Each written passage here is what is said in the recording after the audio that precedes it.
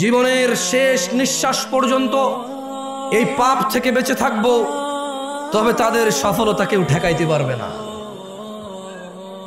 ফামান যুহজিহা আনিন নার ওয়া উদখিলাল জান্নাহ, যেই ব্যক্তি আগুন থেকে মুক্তি পেল, জান্নাতে প্রবেশ করলো, ফাকাদ ফাজ, আল্লাহ বলছে সে জিতে গেল, সে জিতে গেল। কে জিতছে?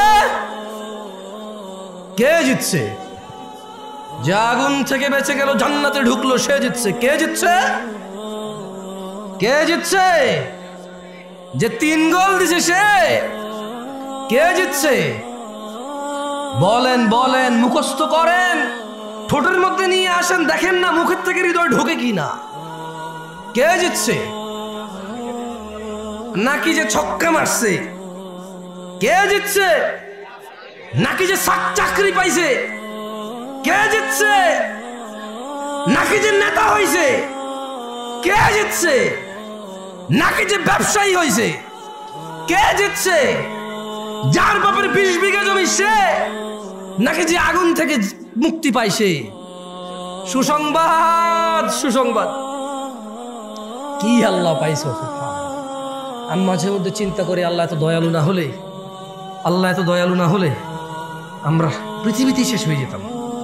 আল্লাহ তাআলা কোরআনে বলছেন, মনোযোগ দিয়ে শোনেন, ইল্লা মান তাব, ও চোরের দলেরা, ও জানাখোররা, ও নেশাগ্রস্তরা, ও অত্যাচারীরা, ও জালেমরা, ও ইসলাম বিদ্বেষীরা, ও আল্লাহ দ্রোহীরা, ইল্লা মান তাব, সুযোগ, সুযোগ, মহা সুযোগ, অফার, অফার, বিশাল অফার।